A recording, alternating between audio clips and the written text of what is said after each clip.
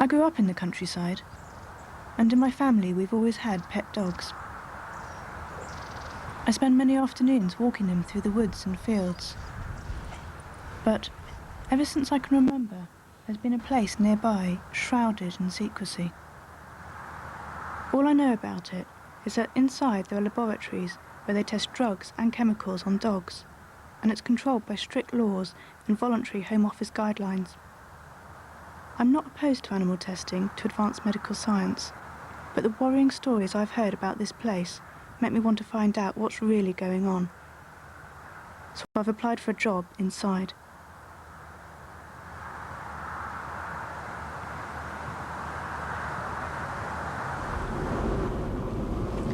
I got the job, and I start today as an animal technician. I had the interview, and they showed me around the agricultural department, and I was quite impressed with it. I thought it looked like a normal farm to me. And they've checked me out to make sure I'm not part of any animal rights groups. So now I'm going to go undercover.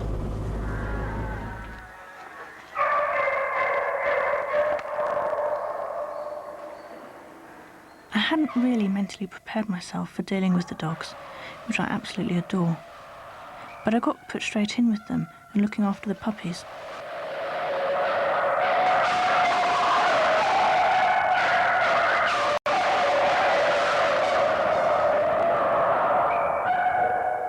There were hundreds of beagles in there, in over 30 rooms, and virtually all of them are going to be experimented on. And I found out that in my department they were testing herbicides and fungicides, and it's for Japanese companies. And they're going to put down all the dogs that they test, so none of them are ever going to leave there.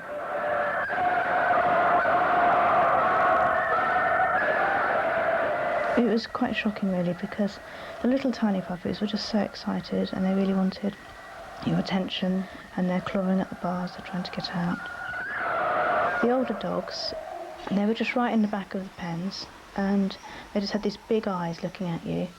And a few of them, they didn't even move when I put their food in the cage. If you put your hand out to touch them, or if they got too close, they'd suddenly stop and back off and look worried. And it was obvious that they'd, every time they'd had human contact, it was probably involving a needle or being pulled or pushed about. Hello, Tara. One of the first jobs I had to do was to go and health check the dogs. Hello. That's okay. That's a good boy. You're 1091, that's right. Your ears and your nose. No abnormalities. Just got to look at your teeth. They did show me what to do, but it says in the Home Office guidelines that it has to be done by a competent person. And I didn't really know what I was looking for, and I definitely didn't feel competent on my first day at work. Testing. I was shown how to pick up the dogs. You take them by the scruff of their neck, and then you support them under their rib cage with one arm to take the weight off them. But the guy that was in there with me, he'd pick them up, and they'd be, they'd yelp. And then he'd just hold them there, and he'd start talking to me and telling me something else. And he'd just be holding it like this, with this dog hanging there, and all its muscles, all its skin taut over it. I was really shocked.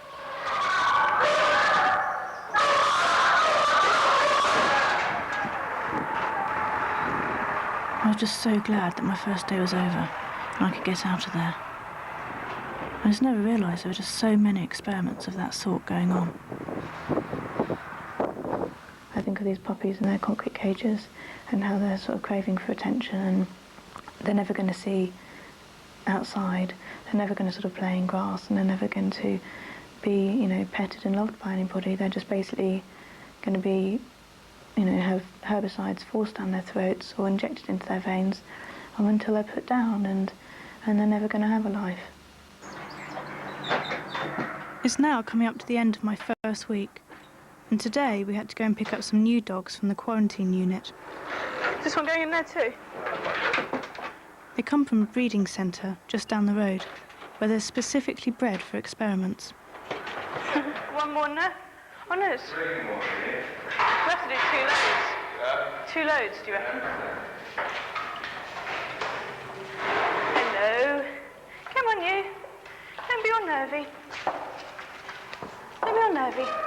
The older dogs were really nervous. They don't seem to have been handled much at the breeding centre. Have they not been handled much then? No. It's okay. Getting good. Spoke too soon. Morning. Okay, right. Hello, hounds. How'd you come? How'd you come and play?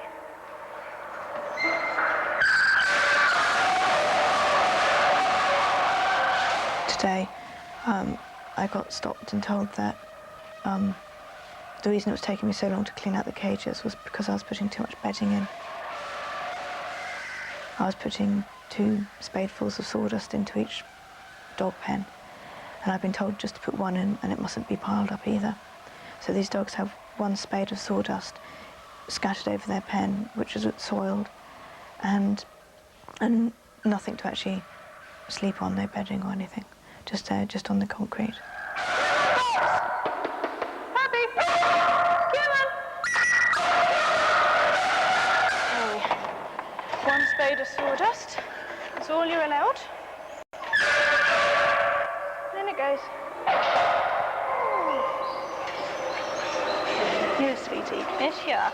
One thing that was really upsetting was that the puppies were all excitable and wanted to play, and there's nothing for them to play with. They're basically on concrete, and they play in this walkway for half an hour a day. And they run up and down, but because it's concrete, they can't stop, and they go flying into the doors at the end. I took what I'd filmed to show John Gripper, a vet and an international expert on animal welfare. So, John, could you explain to me what you thought of the way the dogs were being kept there? I thought that the pens were quite a good size, and that the putting down sawdust and cleaning that out each day was fine. What I was concerned about was the amount of exercise that the dogs were getting, but my greatest concern was there seemed to be no sleeping accommodation. There didn't seem to be anywhere where the dogs could actually sleep at night other than just on the concrete floor. In the Animals Act 1986, the Code of Practice states, bedding and nesting material should be provided. Even wooden boards or newspaper would do, instead of the 1 spadeful of sawdust my dogs were getting. The code also says there is always the need for dogs to have regular human contact, and that dogs should have access to adequate exercise areas. When my dogs were left alone virtually all the time and were only let out in a corridor for up to an hour a day.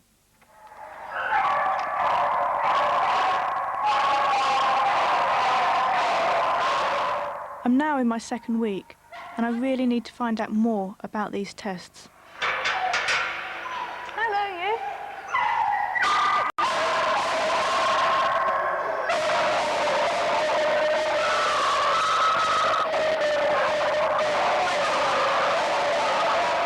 During lunch, I sneaked back into my unit and had a look at the books. I found out that there's this test coming up which is injecting into dogs a medical drug. It's going to be used for scanning human livers. It's for a Japanese company. And, as I found out on my first day, there's 3 tests which are going on at the moment. 2 are herbicides and 1's a fungicide, and they're also for Japanese companies. The agrochemicals are in capsules and they're given to the dog orally, at least 1 every day for a year, and not injected as I first thought. He's not having it. He's just messing, it's not even one.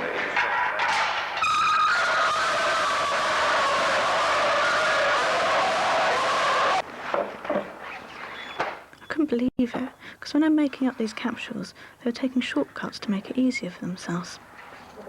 And also they filled out the day books and they were making mistakes. It all just seemed really sloppy.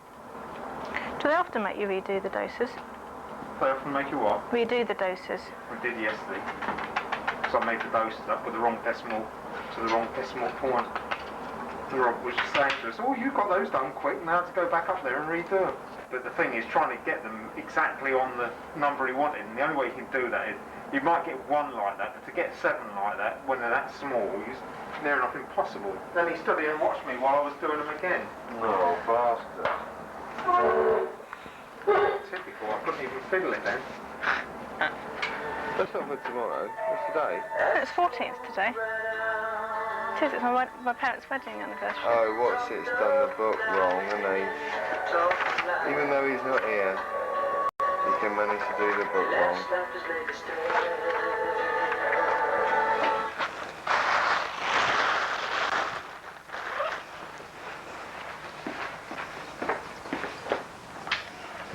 This morning I saw the Home Office inspectors arrive, and I didn't know who they were at first because they were just dressed in suits and they had these lab coats over the top, and so they could have been clients or they could have been vets. And they came in and they started chatting to the animal technicians, and they wanted to know what experiments were going on, and they told them that it was all capsules or pre-dose. And so they just said, oh, so there's nothing for us to see then at the moment. And then they just started chatting about the pictures on the walls. And they didn't actually, I didn't see them go into any of the units and look at the dogs. And this is the second time I've seen them arrive, and on neither time have I seen them check any dog in my units. Hiya. Alright. Oh, Right way up, right way up. got it. It's now my 4th week, and I'm expecting this to be the worst day so far, as they're going to start intravenously injecting my puppies with the drug used for liver diagnosis. After that, they're going to have to go through a series of blood tests all day. 12:03 for 15. 22, Zoe.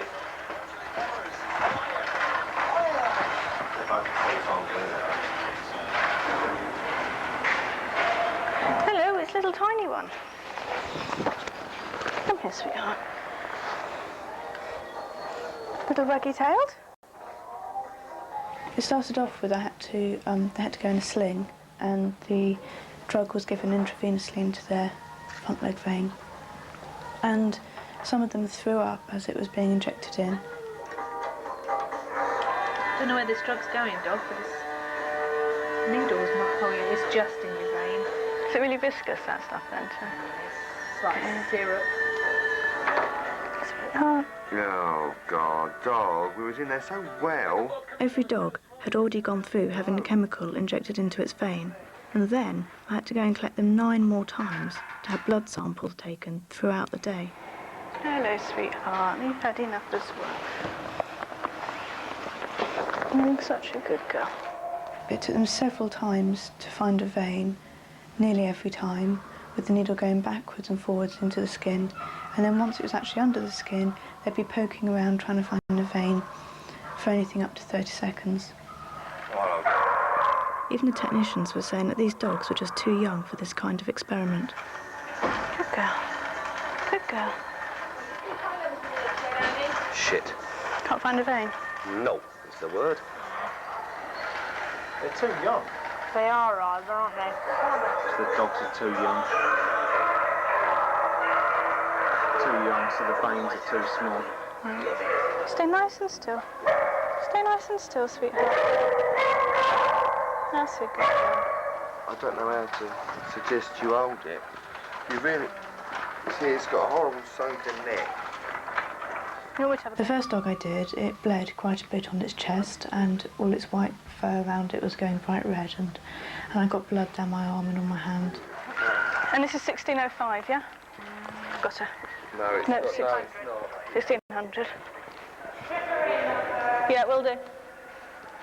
Oh, 1121. I really felt like I was one of the torturers today, which was really tough. I felt like I was taking them out there, and I was one of them, and that was really difficult.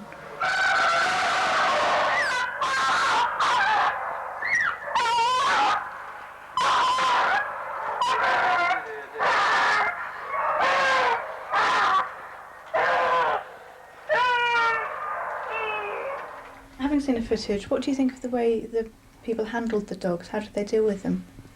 I didn't like the way the dogs were handled at all. I felt that they were being handled very unprofessionally, and I felt that one got the very clear impression that the technicians and the people in charge of the dogs had no sympathy for these animals at all. They were being roughly handled, and it's quite unnecessary if you want, for instance, to hold a dog to take a blood sample or to do a dressing, to have to treat an animal in the rough way they were doing. Under the law, these tests are only permitted if stringent safeguards are followed to prevent unnecessary suffering to the animals. And the Code of Practice states that all staff, both scientific and technical, should be sympathetic, gentle and firm when dealing with the animals. But the technicians I'm working with are really rough on the dogs, even though many of them have been here for over 12 years. Shut up. That's wet. I shouldn't sit back too far. He's pissed everywhere. You've had your shut up. Fucking sit still. I haven't got the patience today. I really haven't. Now settle down.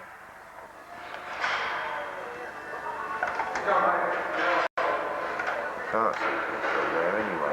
Oh, don't mess about, dog. Just have a shake. Very well, anyway. Oh. Right. Doesn't the words good, doesn't it? Certainly does. Fucking hell! I'm really getting fucking mad with you! Every fucking time point! Come here, Robert. Give him here. I'm going to end up smacking you. Oh. Okay, little one. Okay.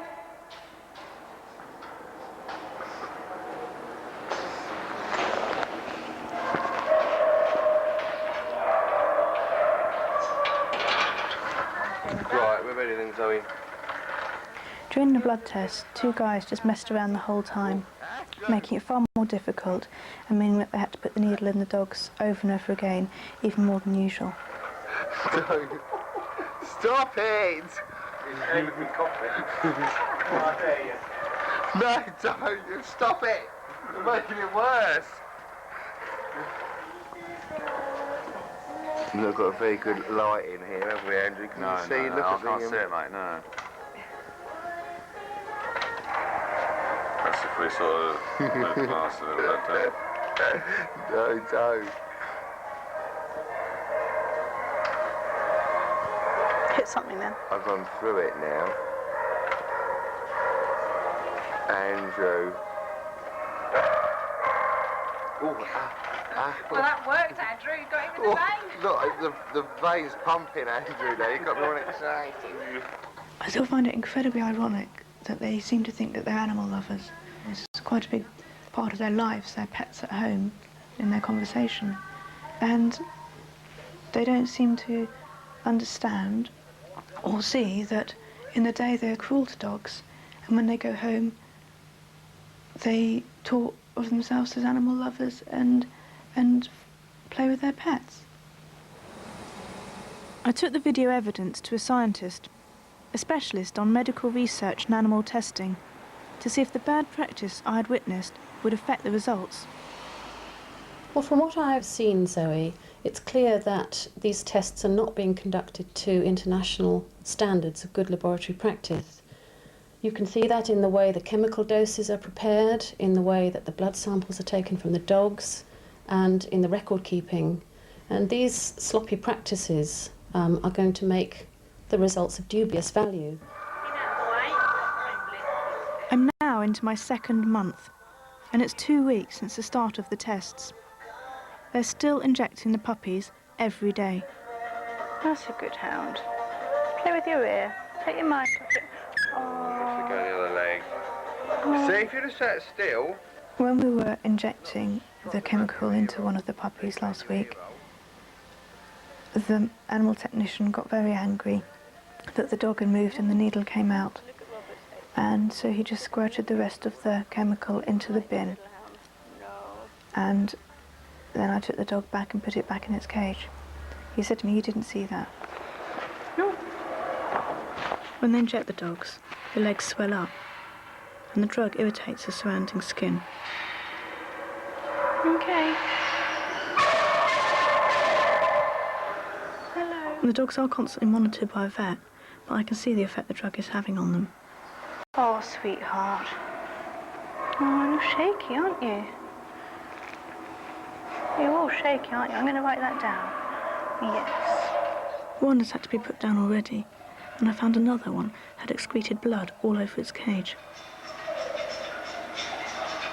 My dogs are now nearing the end of their lives, and I need to find out if this experiment is really necessary. You're a sweetheart, aren't you? Mwah.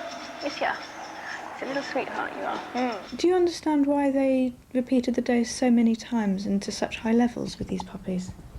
Well, obviously every drug has to be tested for unexpected effects at high doses, but I can't understand why this particular drug, which in human patients will only be used once or twice, I can't understand why this test used daily doses at 10 times the maximum human dose level over a 4-week period.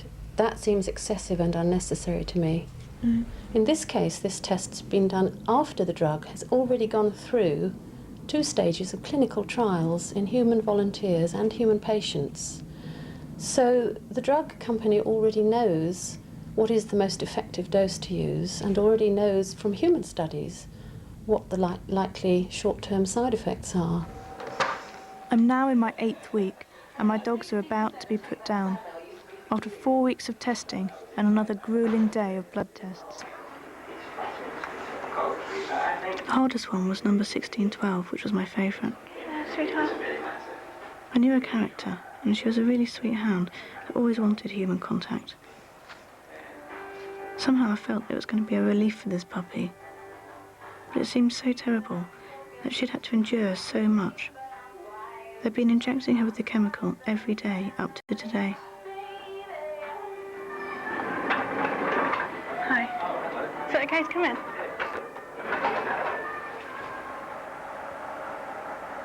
Someone put the dogs down, and they seemed to be really professional in the way they did it. They just used this massive dose of anaesthetic, and they seemed really caring, but it was still really hard to see them die.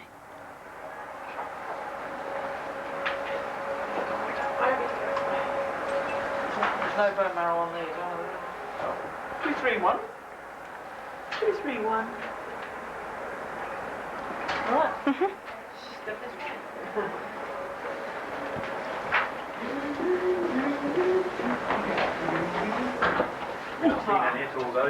I've seen in here, but I've never seen the whole process. I just walked in for 5 minutes. Thank you. I think I had a wall up through that whole process. I wasn't really connected with the fact that these dogs were dying.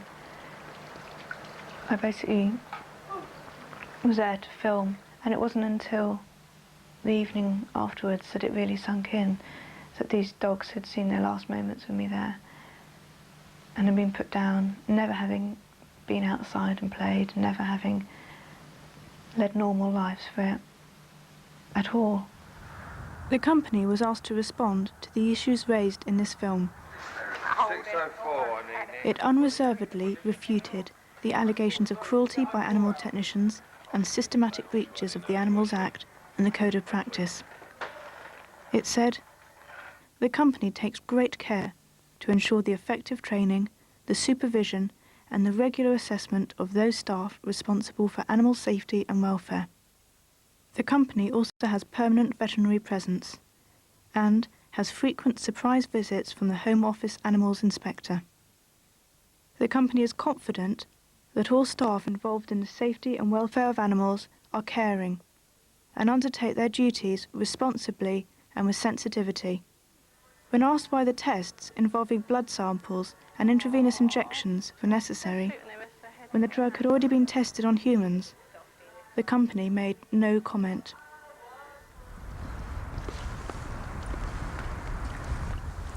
I've now left after 2 months undercover. I still believe in vivisection if it's to advance medical science and to save human lives, but not in the way that I saw it done there. I was really shocked by the cruelty I saw, and the pain inflicted on the animals. The images that I saw there are going to stay with me for a long, long time.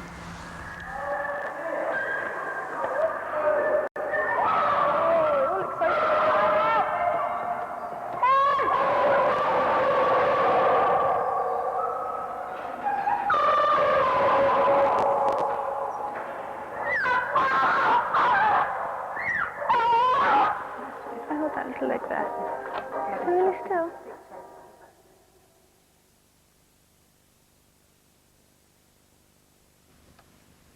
There is a Channel 4 information line with contact details for organisations supporting the humane treatment of dogs and other animals. Call 0990 118814.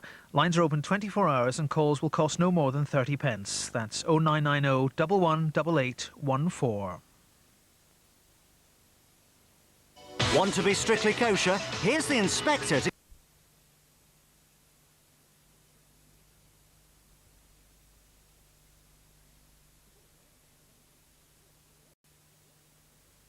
Records of individual cocks running harems of up to 7 hens, leaving little time for paternal duties.